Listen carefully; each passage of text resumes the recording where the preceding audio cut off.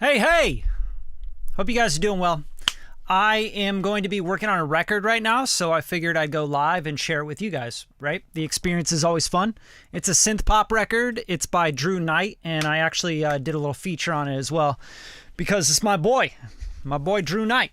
All right, so the song is called Falling into Stars. I'm not really sure, working title, I guess, right now, but I wanted to kind of just show you guys some workflow stuff. As I work in Logic Pro, I produce. I also mix and edit and master and do everything in Logic Pro if I have to or if I want to. Typically, I don't want to, but I do it. So along the process, and yeah, look at my shirt, you guys. Look at this. It's like, who needs an iron, right? Just wear a wrinkly ass shirt. But hey, I want to show you guys some stuff, and if you're here, say what's up, and if you have any questions along the way, ask questions. All good. I'm here to help.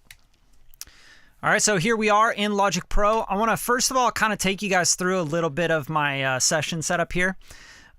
This is actually some of the original stems that Drew had programmed with some of the drums and stuff, and you could see I've kind of like muted parts. I've taken parts out. I've added plugins on things, and I'll kind of take you through what I've done with the drums and the routing and all that stuff.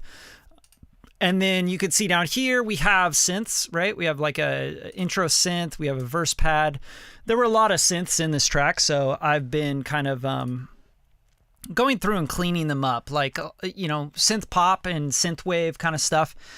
People could overdo the synths a lot of the times, and they stomp on top of the vocals, which you just can't have happen, right? And then everything in hot pink is going to be vocals down here, and you could see some stuff that's been kind of muted because I was like just not feeling it, right?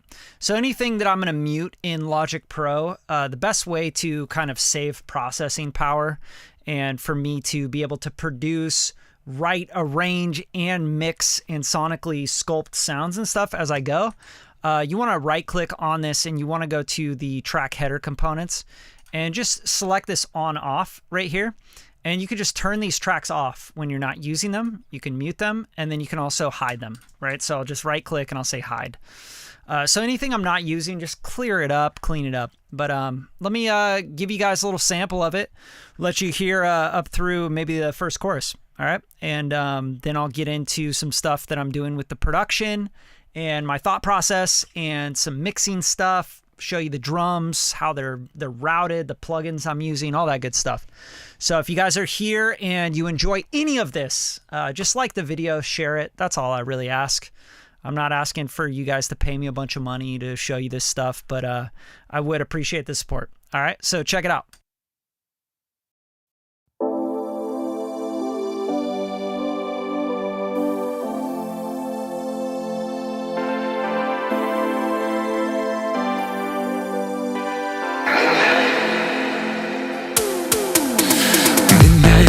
So fast, looks like I'll be up all night.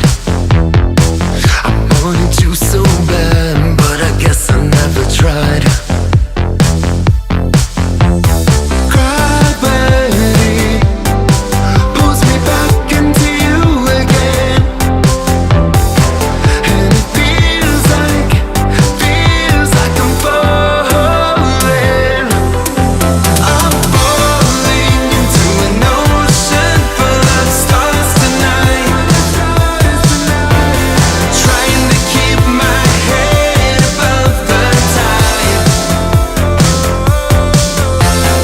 Falling into an ocean full of stars tonight.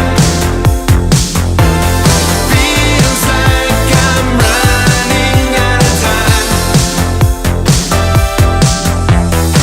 Holding back all your tears for the weekend.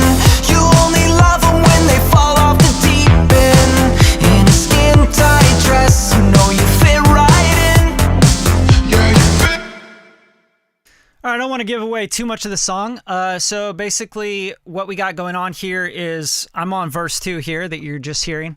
And you kind of have like this synthwave, synth pop kind of vibe. And I'm just trying to make sure that it doesn't go like too synthwavy because I really don't want it to be like, you know, like every other synthwave track out there. And we're really trying to make sure that the pocket doesn't land with such a specific target audience, you know, which is really tough. That's a hard thing to do, especially when it's like, you know, all these different synth pads and, you know, ARPs and all that.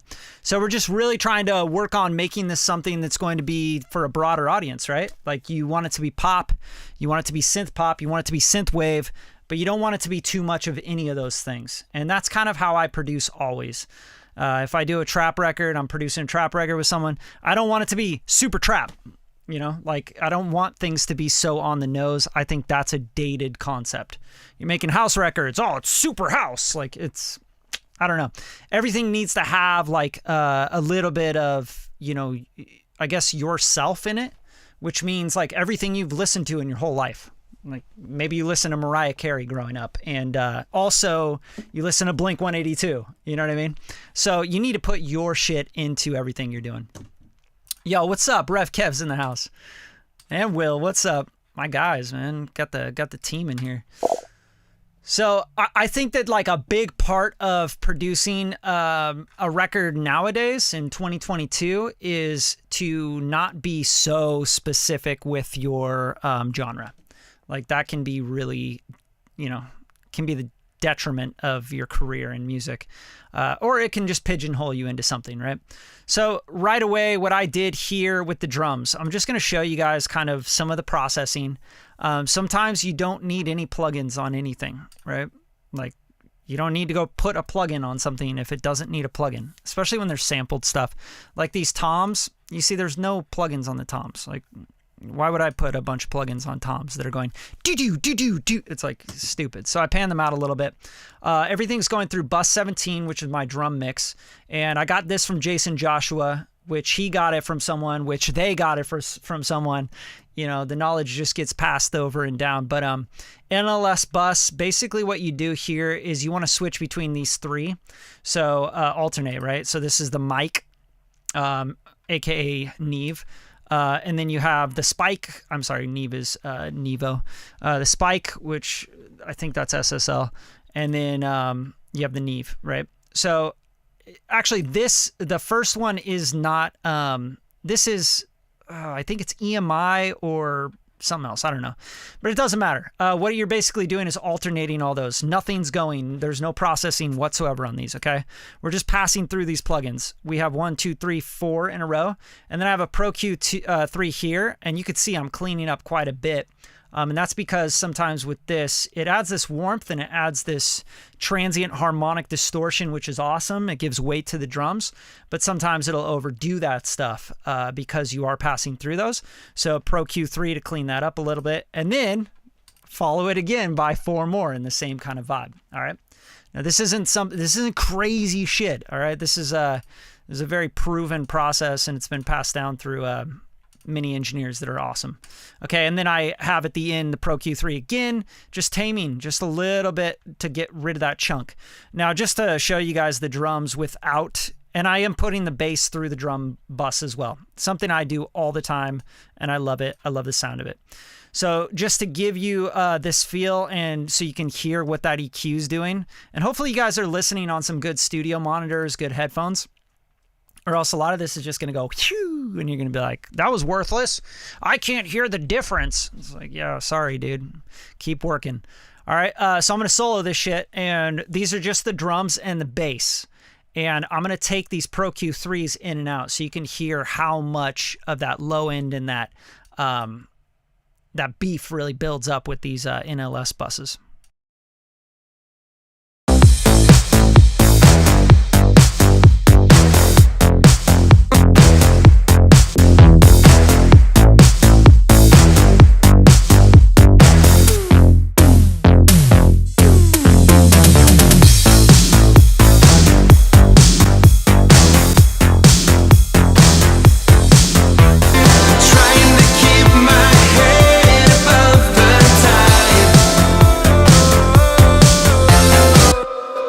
So hopefully you can really understand that everything I do with EQ, and any engineer that knows what the hell they're doing, they're not, I don't sit here and like do these like super narrow cuts because there's a problematic frequency. Like, yo, that's all bullshit.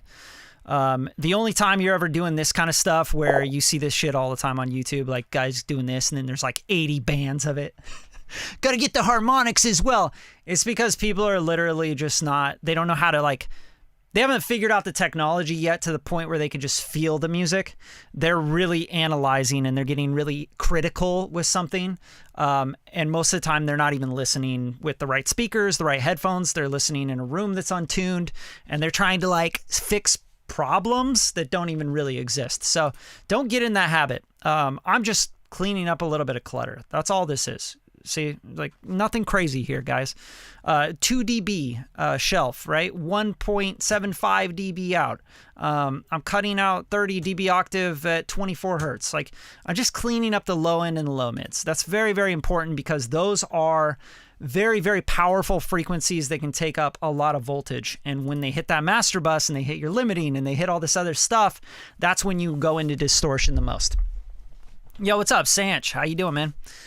So I just try to talk and tell you guys everything, try to give you as much game as possible. But with a synth pop record or synth wave record, because this is really pushing towards synth wave, the drums and the bass, like they're the foundation, the boom, boom, boom, boom, bam, boom, boom, boom, you know, with the drums like doing the 4 on the floor kind of vibe. That is the foundation of every synth pop record. Like most of y'all may not even know what synth pop is. You know, you've just heard The Weeknd and you think that like The Weeknd came up with this fucking sound, which is really sad, actually. It means that you probably need to do a lot more studying on what music production, music history is and take some lessons. But, you know, Kraftwerk, there's so many groups before that did this stuff. It comes from 80s sounds, 80s synths, and even before then, late 70s Moogs and stuff. So you got to be really careful when you think that genre came from a modern pop entity. That's what they want you to believe, all the labels, right? But yeah, you guys, this is a really big part of this is that I will pop in the drums and the bass, and then I will pop in right away. I'm going to get these vocals going.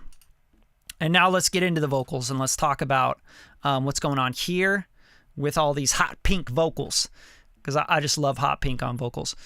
So let's just listen from verse 1 here with just the vocals and the drums and bass, because that's really what you got when you're talking about any modern record.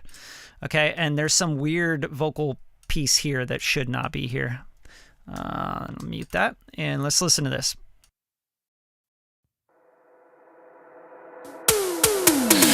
Midnight comes so fast, looks like I'll be up all night. I wanted you so bad, but I guess I never tried.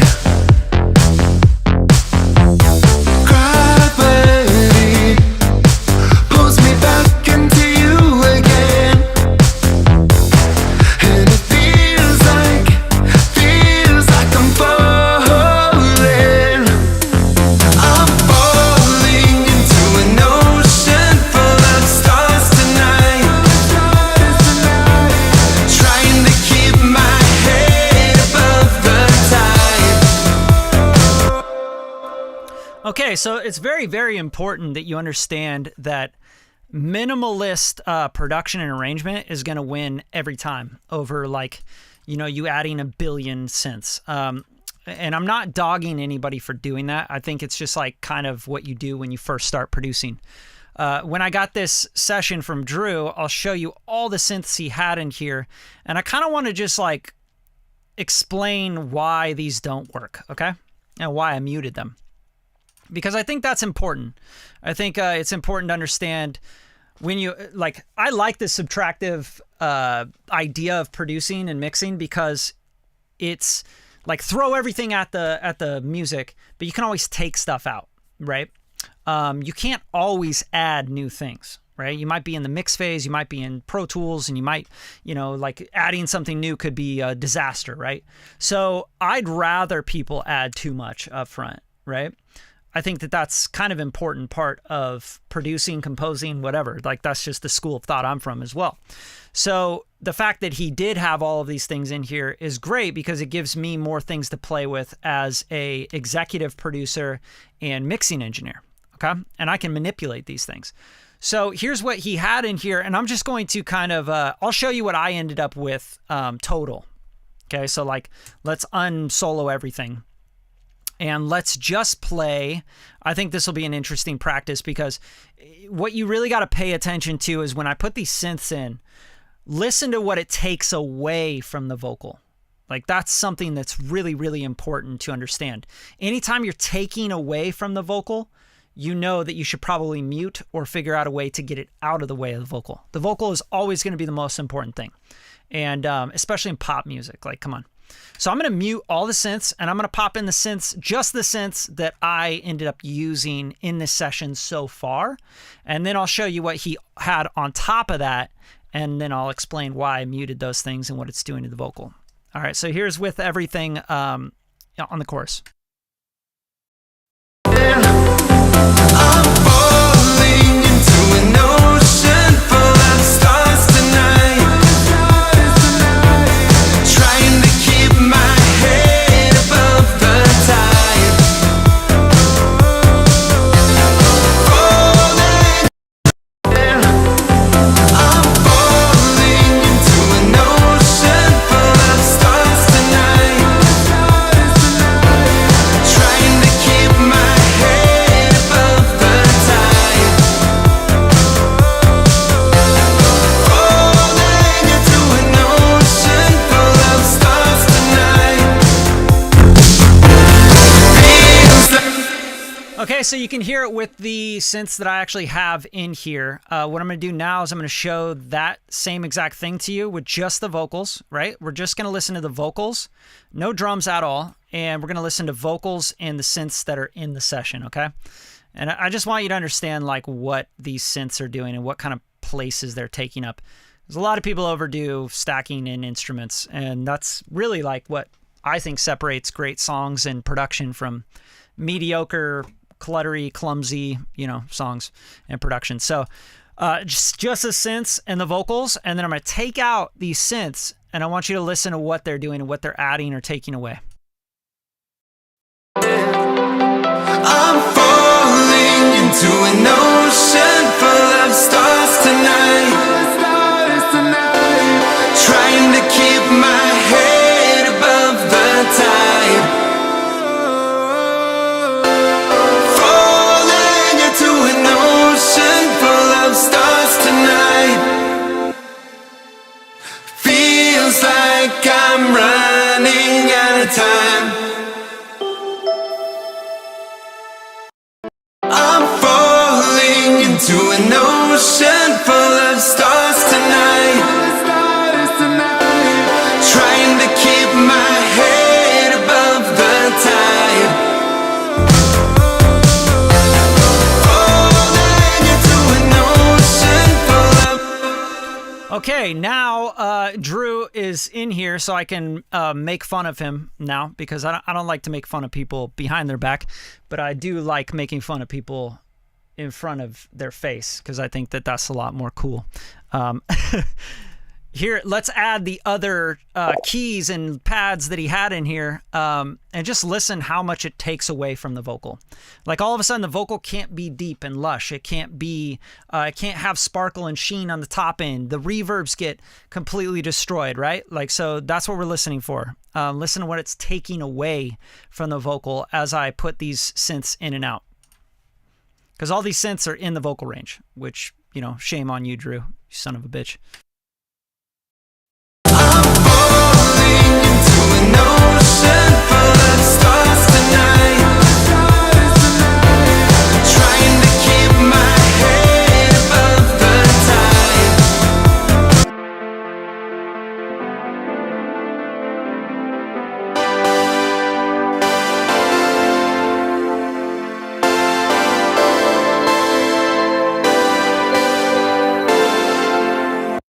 Okay, you hear all of that mid-range, low mids, high end, like everywhere that the vocals will be sitting, this is taking up all of that space. So there's only two ways to really get rid of that and combat that. And there's really a third way as well. But the first way is panning, right? Getting these things out of the way of the center and the vocal. but then you're still going to combat the fact that your vocal reverb, depths, delays, anything that's going to give your vocal this like larger than life feel is going to be covered up by synths, right? Because the synth's going to be taking that stuff up. So what I had to do, like a big part of my job, is to go through and say, hey, what were Drew's intentions here? And how can I really help the song, serve the song, right? The melody to me is, I'm falling into an ocean full of stars tonight. Like, that's the melody that just needs supporting. I don't need to hear the synths. I need to feel them maybe, and I need those synths to support that melody and support that performance. But I don't need like all these crazy synths doing all this crazy shit. Your brain can really only focus on about 3 things at a time in a song. So if you have a melody going and drums and, you know, that sort of thing going, you can have maybe a little other thing going on. And then when the vocals drop out, you can maybe have a lick from the synth coming in, you know? But you have to switch the brain. The brain doesn't multi-core process, it switches. It's what's called switching with our brain. We can only listen to and focus on, you know, 1 to 3 things at a time, right? And then it's overwhelming for us. We just think this is a messy song. We don't want to hear it. It's making us stressed out. Maybe it's causing anxiety, etc. And that's why a lot of like dance records cause anxiety in people, you know. That's why they have to go and get fucking crazy high on psychedelics or you know, ecstasy to really enjoy it, because then their brain thinks differently with the ecstasy. The serotonin levels go up, and they start to focus on like one thing in the trance record when there's like 17 things going on, right? They need that. They need that because that's how the brain's reacting on those drugs. But we're not doing drugs right now. You know what I'm saying? I got a little caffeine in me. That's about it. But let's go. Like really think about this and put this into perspective. I did use these stacks at the end here to differentiate the choruses, right? So at the back. But you can see that I also started muting other synths. So just to start giving the record shape. And then also there's more stacks on the vocals for chorus 2, chorus 3, etc. But yeah, really like with synths, you got to get them out of the way of the vocals. So here's where I ended up with this chorus and even the verse. Like what I did here is just get rid of all synths. Like there's nothing here besides this synth lead for the verse when he comes in. It's like all just drums, right? So check it out. And that way you can focus on the vocal, because the vocal's really low. It's really low. So you have to put center focus on that vocal. Midnight comes so fast.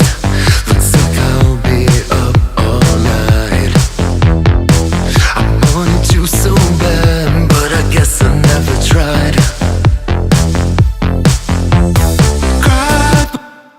All right, so I want to point this out because I think this is a good lesson for anybody making records at all, like anytime. I want you to really listen right here as the vocal comes in, and when the vocal's out, when there's a pause in the vocal, what do you hear in the highs or in the mids? I'll drop it in the chat. Midnight comes so fast. Looks like I'll be up all night. I want you so bad, but I guess I never tried.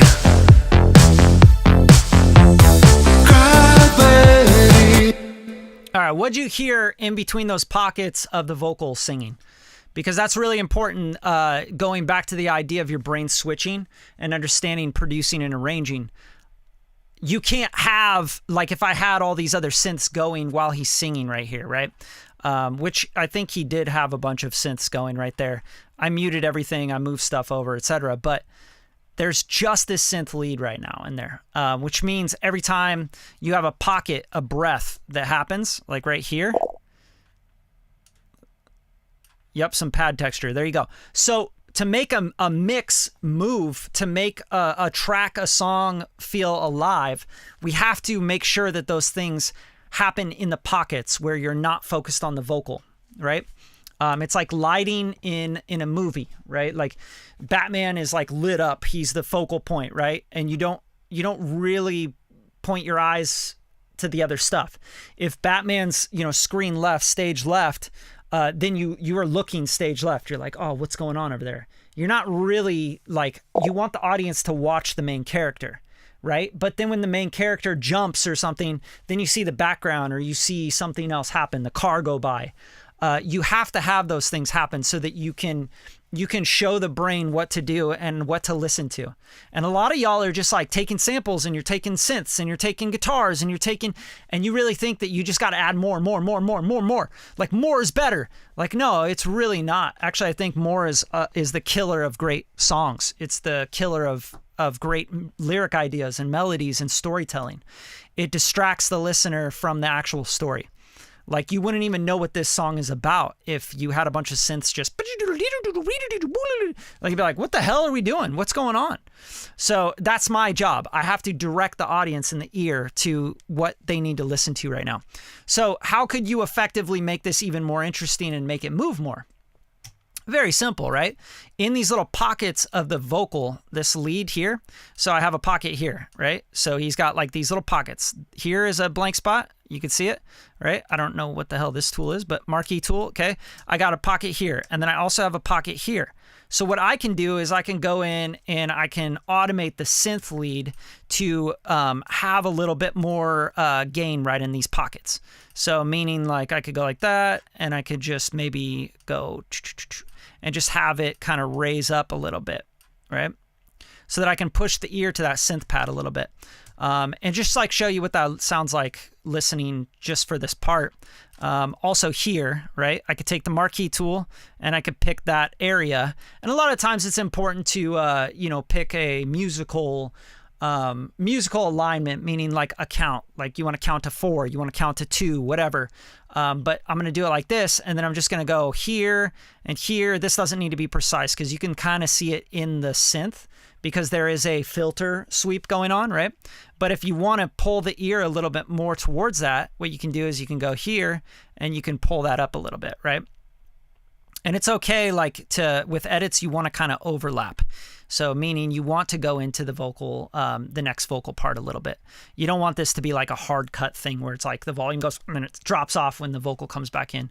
That sounds unnatural. And you have to kind of experiment. But now let's listen to this just so you can hear that movement and that feel a little bit more. Midnight comes so fast, looks like I'll be up all night. I wanted to so bad, but I guess I never tried.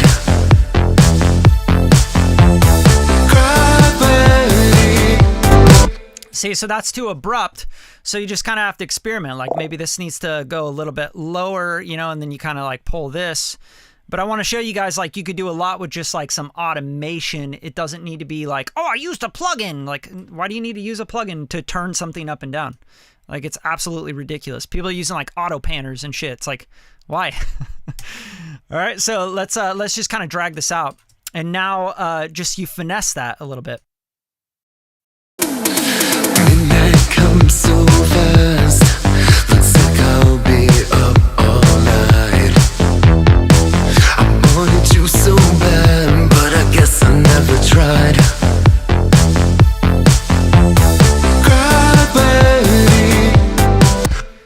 So now you can also introduce new parts by doing that as well. Like this still feels too abrupt for me. Like I think it's because the filter sweep is happening and it's going, yeah, it kind of feels stepped, which is fine. What I can actually do is add my own filter sweep here to make this kind of grow a little bit better and be a little bit smoother. Like on the Pro Q3, I could automate a filter sweep myself.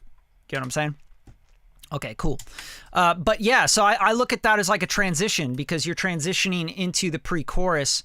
What you want to do there is you want to make sure that that transition and any new elements that are coming in feel like they're transitioning into that new element, which, God, I don't know how to even explain that. It's really just like a feel, right? So like this verse pad, this comes in right here, right?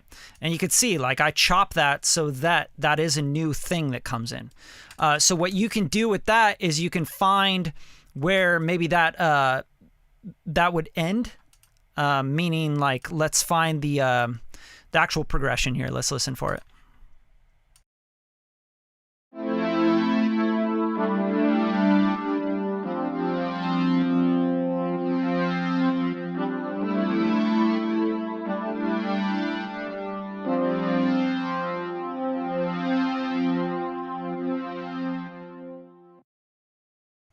So the note for me is the chord for me is the bum bum bum, right? So 5 or 4 of the chord progression. Check it out.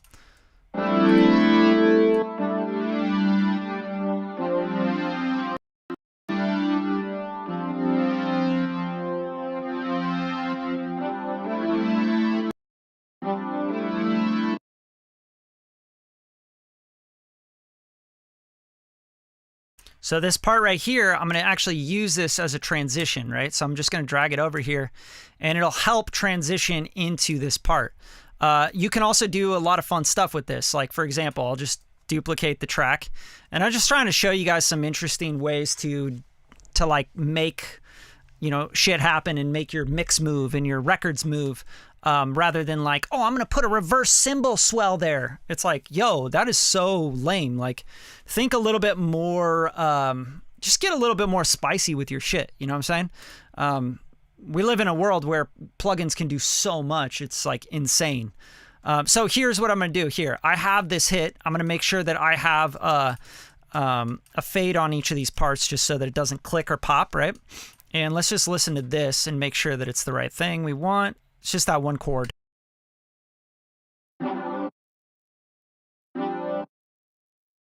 Yeah, so it's just wah, wah, wah, wah. You know, it's just like going to the 4 or the 5, the dominant, and then coming back to the 1, right? So what we want to do here is I'm going to take this. I already have like EQ. I have some Valhalla on here, which this is an amazing plugin, the Space Modulator. Maybe one of my favorite plugins of all time. It's up there at least. You could do a lot with this. You could even widen vocals with it. You can make all sorts of stuff happen. Okay, so for this, what I'm going to do is I'm going to get rid of all this stuff because I want this to be a little bit more present. Let's check that out. Cool. I like that. This is starting to, there you go. And then I'm going to throw a pretty big reverb on this. I'm going to show you guys some cool plugins too as I go through this stuff because, you know, why wouldn't you want to learn about cool plugins? This is slowly becoming one of my favorite reverbs ever, this dual chambers. This thing's awesome. I've just been demoing it. I'm definitely going to buy it, which sucks. Every time I demo something that's great, I'm like, all right, another $200, $300, $400. Bam. Okay, so just grab a preset. Let's grab like a, I don't know, like a plate or something, or like a big chamber live. There we go. We'll do this. And that's all we're going to do. We're just going to grab a live dark chamber. And that's going to be like, that's 100% mix. Let's check it out.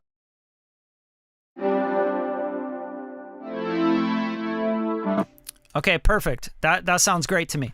All right, now what we're gonna do is we're going to take this guy and we're going to just bounce him in place.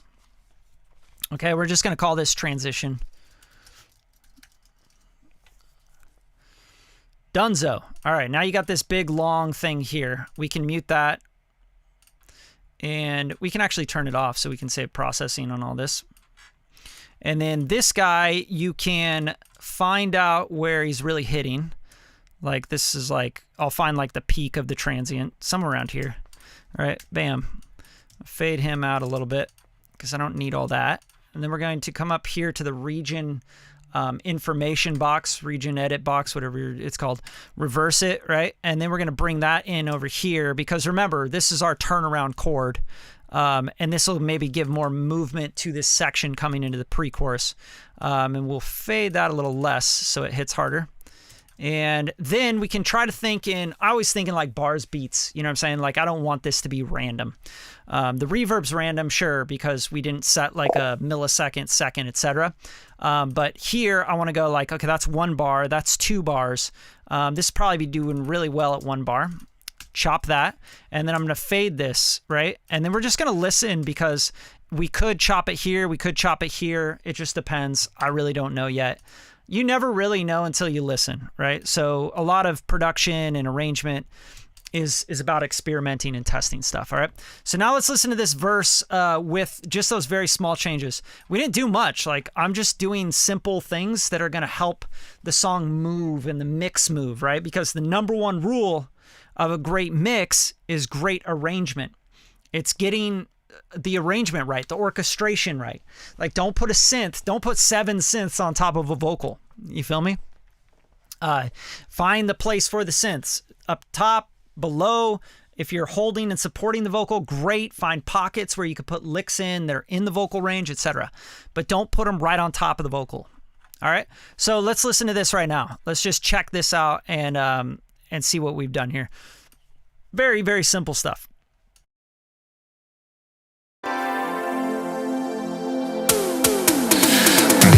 Come so fast, looks like I'll be up all night.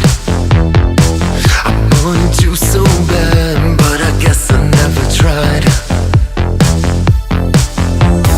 Gravity pulls me back. Okay, so that sounded really cool so far. We want to make sure that nothing else is really competing for the ear. So everything has to be doing what this is doing. Does that make sense? You don't want something like, oh, I got this thing and then this thing and then that thing. Like the ear's like, what should I be listening to? I'm lost, right? So one thing I'm noticing is that swell and automating that synth swell is taking my ear and putting it towards that. And then all of a sudden the transition is grabbing my ear. So it's like, whoa, what's happening right now? All right, so the pre-chorus is right here on the downbeat of 17. Okay, so what we want to make sure is that this synth swell thing, it really happens and it gets the loudest right at that transition so that it can feed along with the other transition, if that makes sense. All right. So basically this 1 bar transition will be from 16 to 17. This area, we need to make sure that this swells with this transition we just made, right? And that they work together. They have to work in combination. They can't be like two different things, because then our ear is going to really be screwy. It's going to be like, yo, what the hell? Like I'm listening to this, but then I'm also supposed to listen to this, right? So these two things work in tandem. Like they have to be one thing. So if I listen to these together, are they going to be pumping and moving the same way? Let's check it out.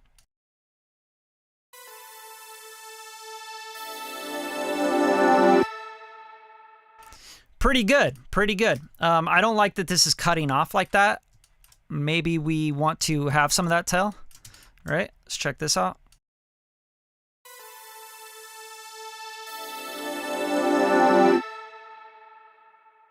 Yeah, that's much more effective for me. Also, I think that this kind of like coming out like that is going to be weird. So let's like really dip it. So it like really is out by 18. Okay, let's check that out.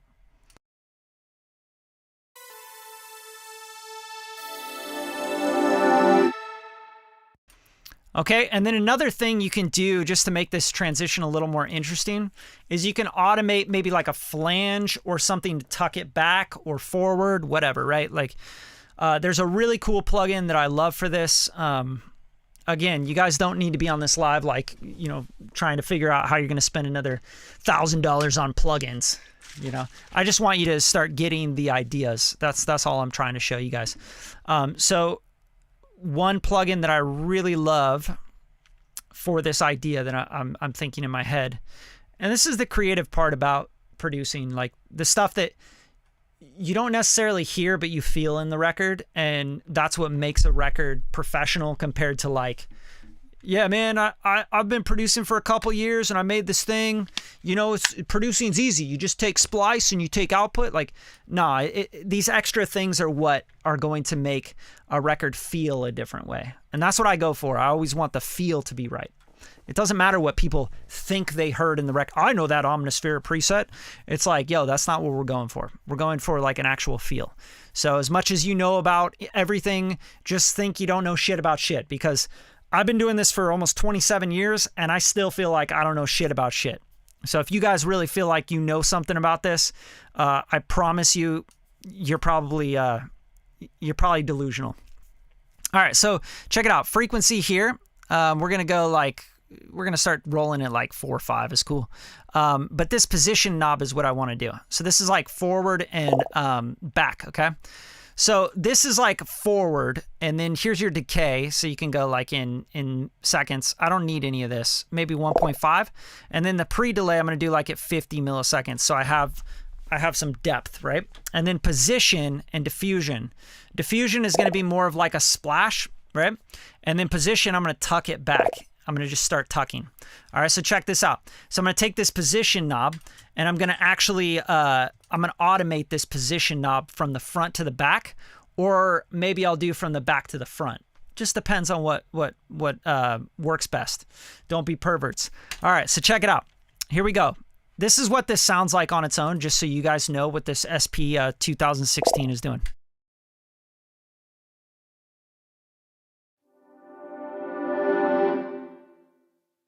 See how that just feels like it's back in space? All right, so check this out. I'm going to put the position forward, and then I'm going to let you listen to these, and I'm just going to show you what that position knob's doing.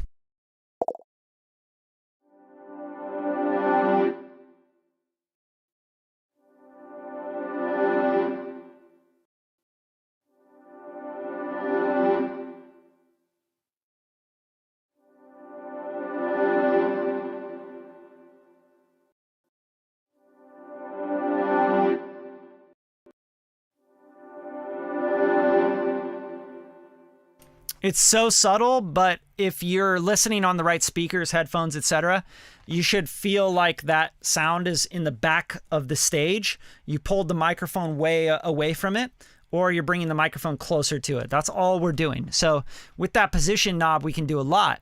We can make this transition a lot more smooth and make it feel like it's more part of the record rather than like this just random sample sort of thing, right? So what I'm going to do here is I'm going to put the position like maybe in the middle here, and just listen how that transition now tucks a little bit better. I wanted you so bad, but I guess I never tried.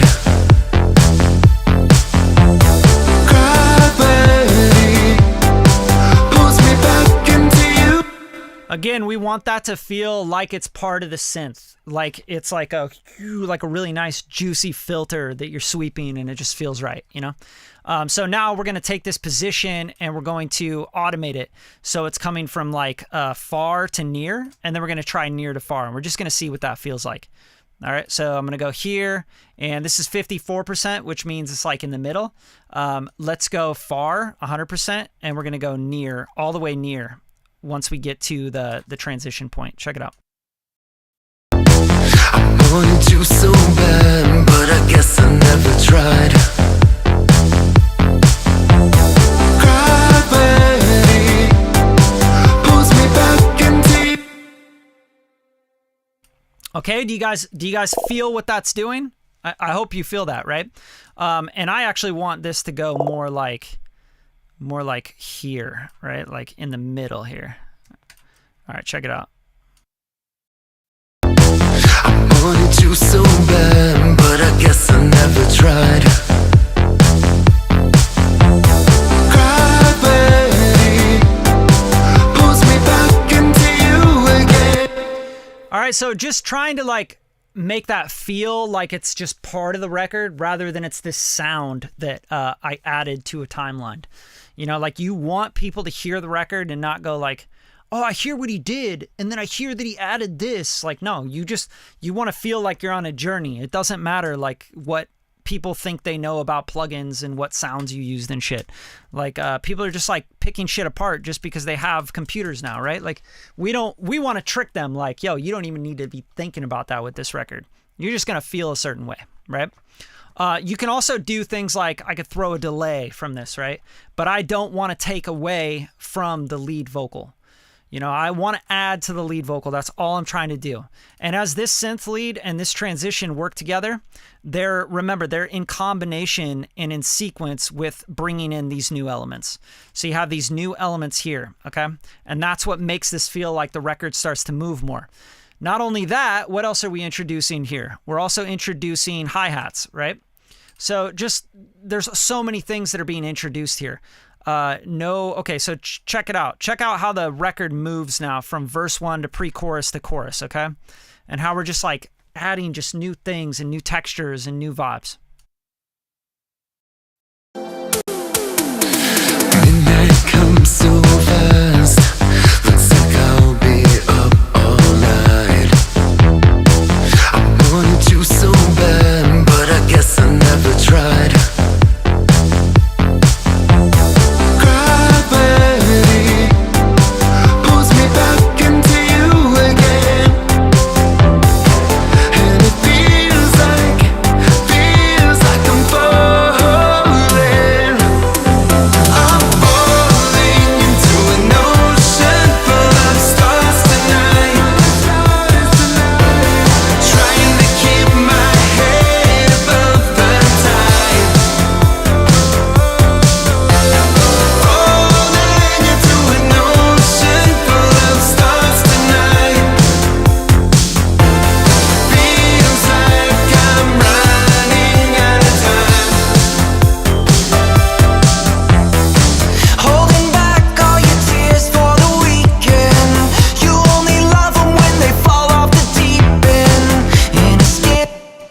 All right, so you're starting to like get like, whoa, we're growing, and then things are changing and they're shifting, but you guys aren't hearing shit, right? You're just feeling a certain way. Like, you're not like, oh, and then he added this. The only reason you could even tell that I added anything to the chorus or did anything different is because you can see my fucking tracks right now on Logic. But otherwise, it's more just about a feel, like, whoa, the track just feels bigger. It feels warmer. It feels more deep. It feels more open. The chorus got more anthemic, etc., right? So, and that's because a lot of things, all right? One major thing is the snare drum here, okay? So listen to the drums here and coming from the pre-chorus to the chorus. And then I'm going to show you something that I'm going to do with the vocals for the pre-chorus to make them more differentiated from the chorus, because you really want that to kind of drop back down or do something different and then open up to this big anthemic chorus. So that's what I'm always trying to do. I'm always trying to have moments happen in a record because people have no attention span. Y'all brains are TikToked. They're all TikToked. Like, you know, believe it or not, you guys are all trained to think like, oh, this is boring, I'm done. You know, like, how many people have already come into this live and left because they're like, what the fuck? There's no like keys to success in mixing one knob bullshit. Like, this guy's an idiot. You know, like, people just want instant. And unfortunately, like with art and with performances and with things that last and that are timeless and classic, that just doesn't happen. Like, as I was saying that, 2 people left, right? Like, it's just the way it is. And that's why a lot of people are not successful in music. Because they're like, I want it now. What's the key? What's the cheat code? Who do I pay to blow up? It just doesn't work like that. It never will. Life will never work like that, okay? I hate to break it to you guys. Hate to burst the bubble. But it takes work, it takes dedication, and really you got to love this shit. You got to love this process. You got to have fun with it. All right, so... and it's fun to like stream it and like just share this shit with you guys, because I know that if I got 50,000 people on my mailing list, if I can get, you know, 5 of those people that are really interested in this shit and they really want to learn it and they really want to be a part of my community and grow and learn and become successful in music, I know there's 5 people, and that's all I give a shit about. I care about those 5 people. The rest, they can unsubscribe, they can fuck off, they can keep doing whatever they're doing. I don't care. I'm looking for the 5 people, you know what I'm saying? And right now we're looking at like 7, 8 people on this live, which is awesome. So I appreciate you guys and I appreciate your time. I want you guys to know that. And I'm trying to show you guys shit that really matters, is very important to production. These are all the details, okay? So check it out. So when I'm coming into the chorus, there's a couple things I'm adding in the rhythm section. First of all, the pre-chorus is getting this clap. I'm just going to show you just what the drums are doing, coming from the verse into the pre-chorus into the chorus. Okay, it's very subtle. It's very simple stuff, but it's very, very important as well. All right, so check it out. This is from the pre-chorus.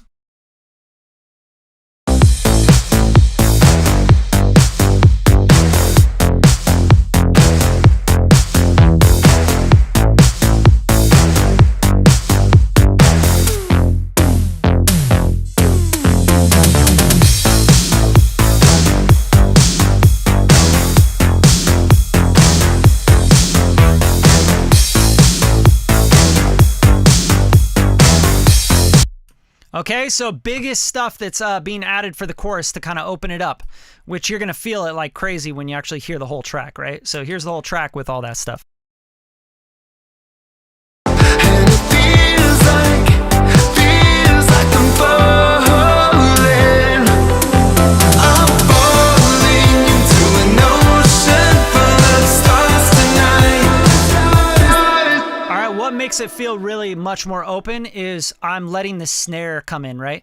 This snare and also this layer of the bass. These 2 things right here are going to add that extra element of top end transients, make it feel bigger, make it feel more, yeah, it just like feels more produced. All right, check it out.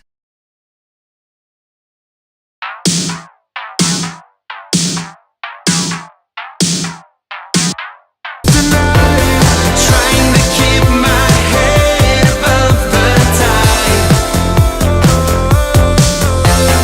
Falling into it. Okay, epic gated 80 snare. Okay, so there's a couple things that I did here. Mute all that shit here because you want something to hit in the chorus, right? So here's what the verse sounds like. Listen to the drums. Also, what if I put that stuff in for the verse, right? then you're already giving away that idea. And it's also stepping all over the vocals.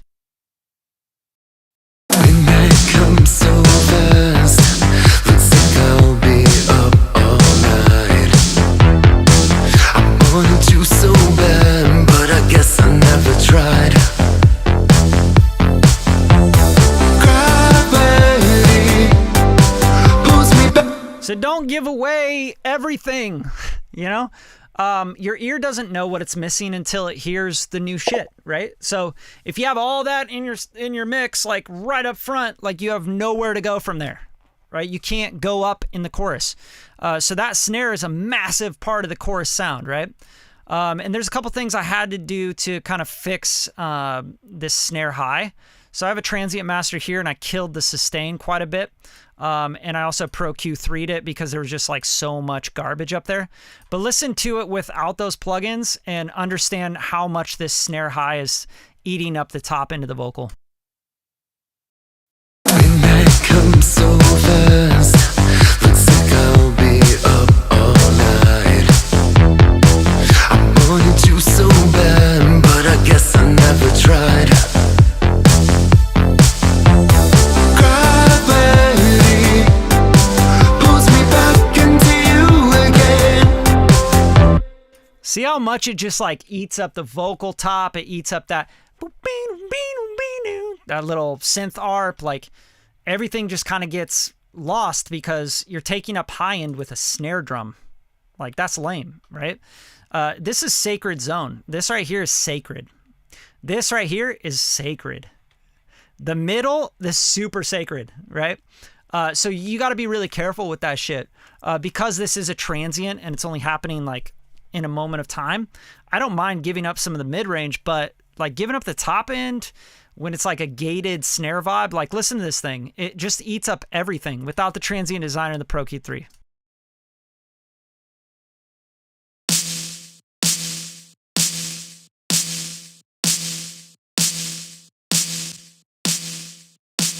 So bad, but I guess I never tried. Gravity pulls me back into you again. I mean, it's still a little bit much, right? Like I might even come in here and go, hey, you know what? Let's tuck it back even more, right? That high end, you can't be giving that away to snare drum reverb. Like that's super lame. The most important part of your mix is your vocals. Second most important part is going to be like the movement and the feel of the reverbs and the textures and the synths and the parts coming in and out. If you're just like, oh, I'm going to take all the high end up by this snare drum, just like being huge and really top crispy, like that's crazy. You're giving up so much real estate with a snare drum. So just don't do it. Like think about what you're doing every time you do this stuff.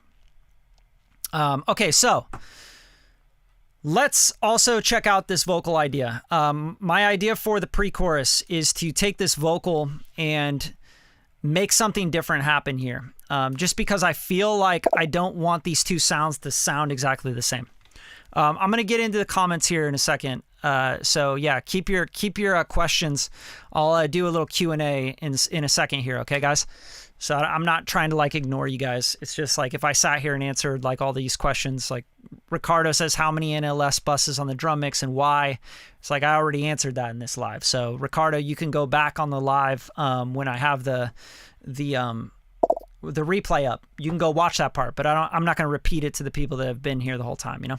Okay, so harms. Okay, so this part right here on the pre-chorus, he has a harmony here, a harmony stack, which when I do stacks, I would usually do a left-right of anything I'm going to be stacking.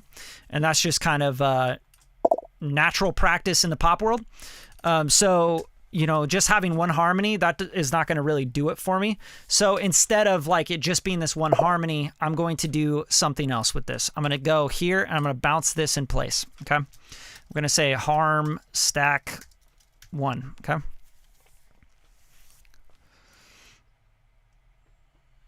Okay, so now I got this harm stack 1. I'm going to mute this because you see I bounced through all that stuff, which is quite a bit of stuff. Now let's check this out with the vocal. All right. Gravity pulls me back into you again. Like there's a lot of just like noise, rambunctious shit in this vocal. And, you know, we can just really zoom in on the waveform. This is a lot easier in Pro Tools. But I'm going to go in here because we did just go through a bunch of processing. I'm going to trim out all this stuff here because the next step I'm going to show you is going to be pretty cool. All right. So this is like really scary for me when I see that in a vocal. I'm like, oh, fuck. Just especially on a stack. Like a stack should be really smooth. It shouldn't have a bunch of and, you know, it should be really, really smooth. So you got to smooth all those things out. See that? Again, it's like attacking really hard. I don't want that. I never want the harmony stack to do that because you're not going to hear that part anyway. It could be a breath even. Check it out. Gravity, gravity pulls me back into you again, and it feels like I'm falling. Okay, so I got this idea. I'm not a huge fan of this harmony, so I may or may not use it in the session, but I want to show you guys something to differentiate this. First thing I'm hearing is a lot of, you know, it's like in the 800 area. So I'm going to just start to clear that up a little bit. Gravity pulls me back into you again, and it feels like I'm falling. Gravity pulls me back into you again, and it feels like I'm falling. Okay, that's great. So I'm just cleaning that up. Hopefully you can hear that. I'm going to solo it out with this headphone to show you what I was getting rid of. It's really honky, that mid-range. Gravity pulls me back into you again, and it feels like I'm falling. Okay, cool. I like that. Now, my next step is I'm going to put a vocal synth on here, and I'm just going to give it something different, okay? Very, very simple stuff. Isotope, vocal synth, and I actually have Charlie Puth's preset because my buddy worked with him on a session, or his brother or something, you know? That's right. But you guys can't have it. Sorry. All right, so I'm going to go in here and open up the Charlie Puth preset. Let's go. I think I probably put it in my custom. Yeah. Spooth vocoder. But actually, I tweaked the Charlie Puth vocoder that I got from his brother. And I made my own because I think mine sounds better. All right, so here we go. So first things first, we can leave it in chromatic. That doesn't matter. But let's listen to this with the vocoder. Gravity pulls me back in you again, and it feels like I'm falling. Gravity pulls me back into you again. Gravity pulls me back into you again. Gravity pulls me back into you again. Gravity pulls me back into you again, and it feels like gravity pulls me back into you again, and it feels like I'm falling. All right, it's weird because it's like going up to that octave, so I have to do something ahead of it. Just gonna do something ahead of it. This is actually really fun because you guys are hearing it like soloed out, but I kind of like know what I want it to sound like and when I put it into the mix, how it's gonna sound. if that makes sense. So it's just different. I have that sound in my head, so it's always hard to explain it before I do it. So format, I'm gonna go maybe a little bit up, quantize on this, and we'll drive. We'll do a little wet. Let's try this out.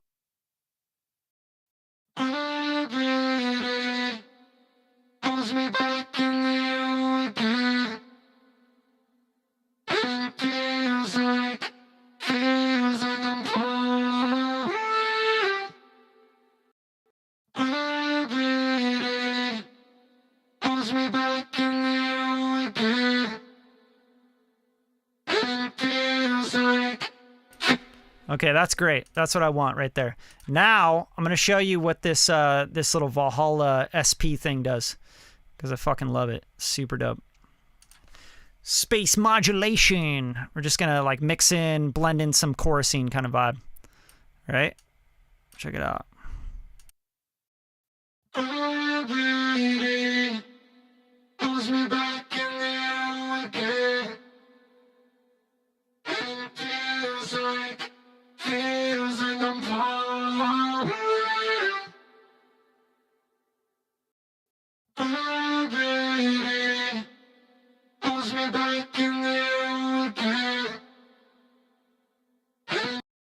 Gravity,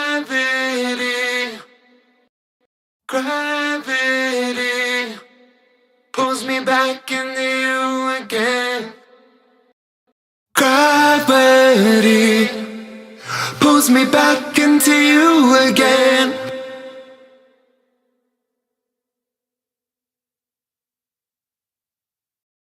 Gravity pulls me back into gravity.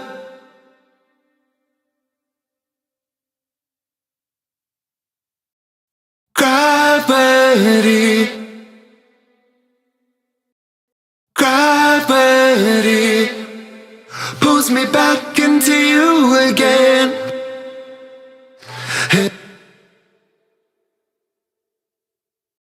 Gravity, gravity pulls me back into you again. And it feels like I'm falling. Gravity pulls me back into you again. And it feels like I'm falling. Gravity pulls me back into you again.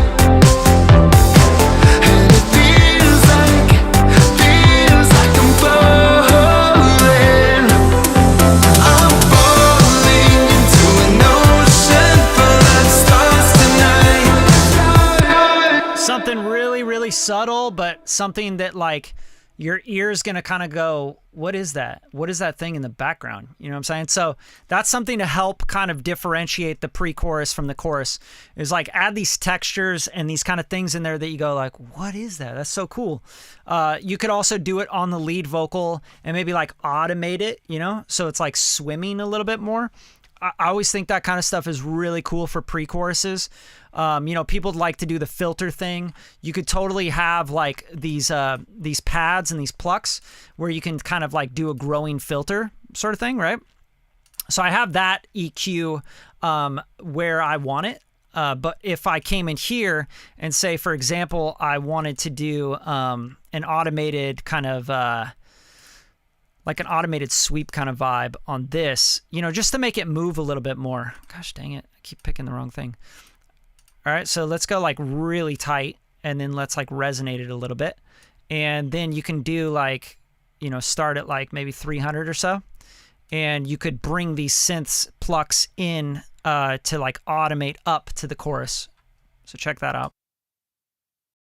Gravity pulls me back into you again.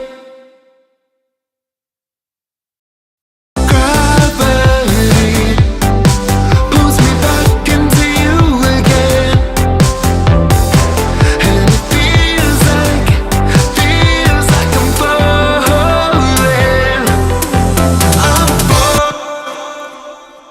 lot of the times I just like do the latch and then I'll go to the read, and then I can just kind of adjust that how I want it. Where is it? Here we go. Pro 1 band frequency. All right, so now I can go in here and just kind of like, you know, lock that in, that whole idea. I think it probably is like only around 4K or so. So just like go up to that and get rid of that guy. I'm like fumbling around with this idea here, but check it out.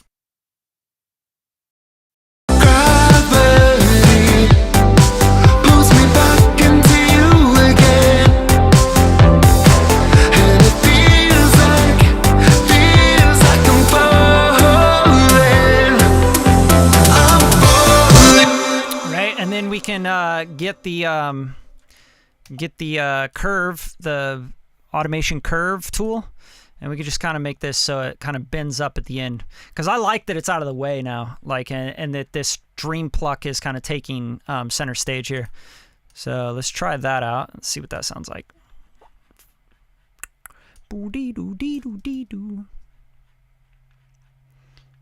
Sorry, I lost my audio guy here.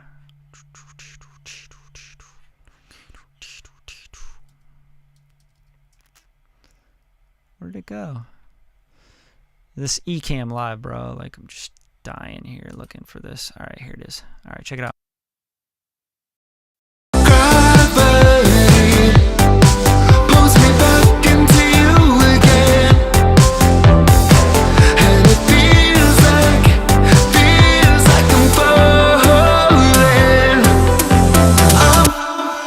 And same thing, like the idea of the pre-chorus, like this harmony stack with the vocoder. I think it'd be really cool to sort of bring that up and also into the chorus, but then also like have an automation for the format or something, right? So like it's changing format.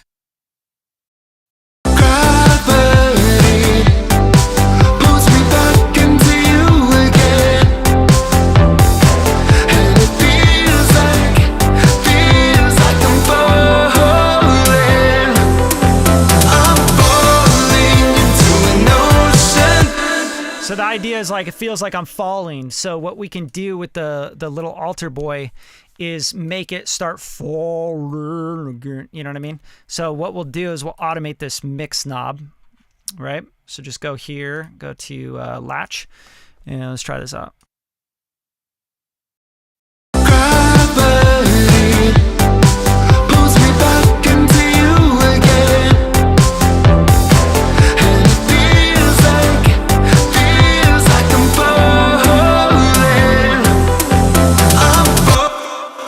Right, so now we have like this forward, and I'll show you what that's going to be like. You know, this is like the part of production that, you know, you have to have these moments, man. Like I'll spend hours and hours and hours on these kind of moments, and then people are like, "Yo, what EQ did you use in the mix?" I'm like, bro, it's not about EQing and compression all the time. Yo, what's your favorite reverb? I'll just make it fun. I mean, but you know, at the end of the day, it's more about this shit than it is about like choosing the right EQ or whatever. Of course, this is more production stuff. I'm not trying to say like that I'm mixing right now. I'm more doing production stuff. This is very much production, not necessarily, you know, I'm mixing the record. Okay, so I'm going to bring this in like all the way, and then just kind of get these guys. There we go. Yeah. All right, let's check that out.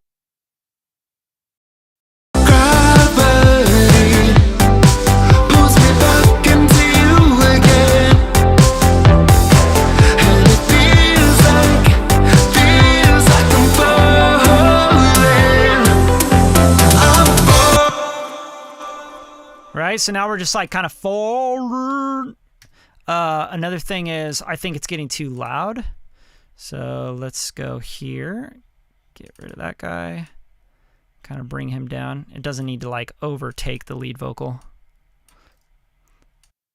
But there you go. That's an idea right there, right? That's something to kind of check out. mess around with. And you start getting these different sections. Now, just going from the intro back through the verse, pre-chorus to the chorus, just let's listen to the changes we've made, you know? Like, let's check out, like, the little movements and what it's done.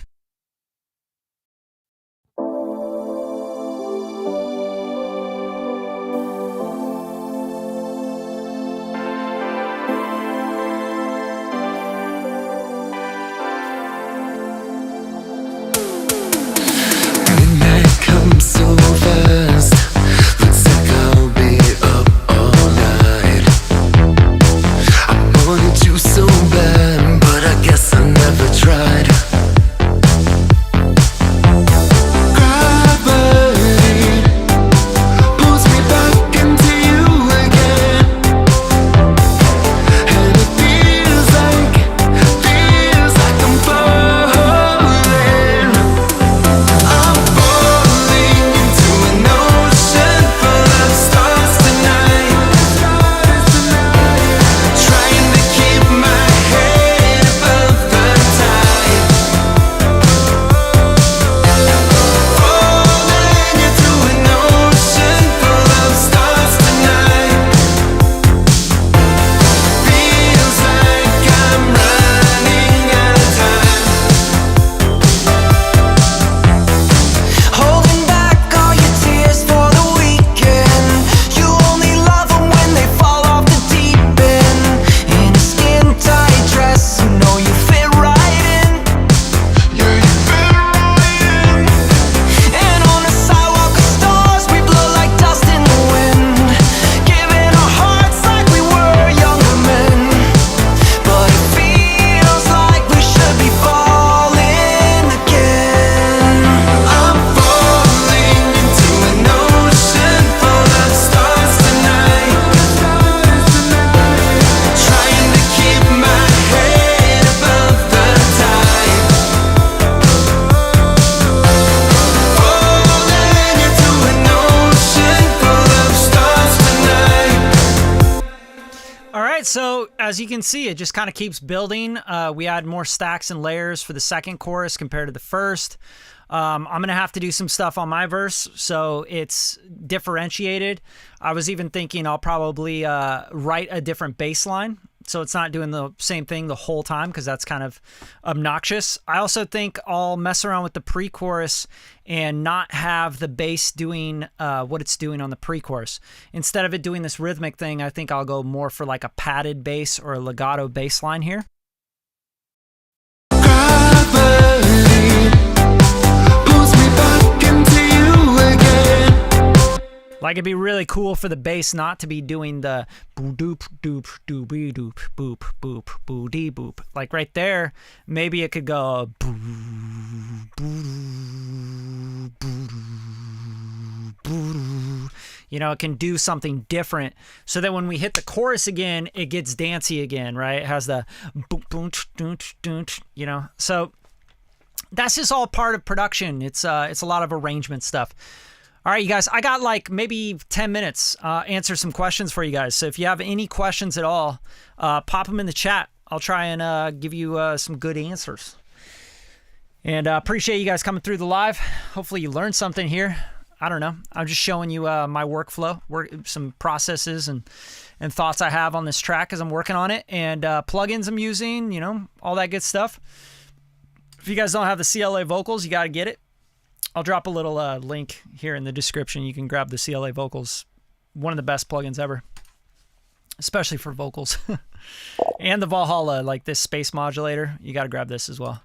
Super dope. But yeah. All right, cool. What's up, DJ Equinox? How you doing, bro? Drew Knight in the house. The mix sounds great already, James. Damn. We're not even there yet, bro. This is just kind of part of the process for me. I like stuff to sound really good right away.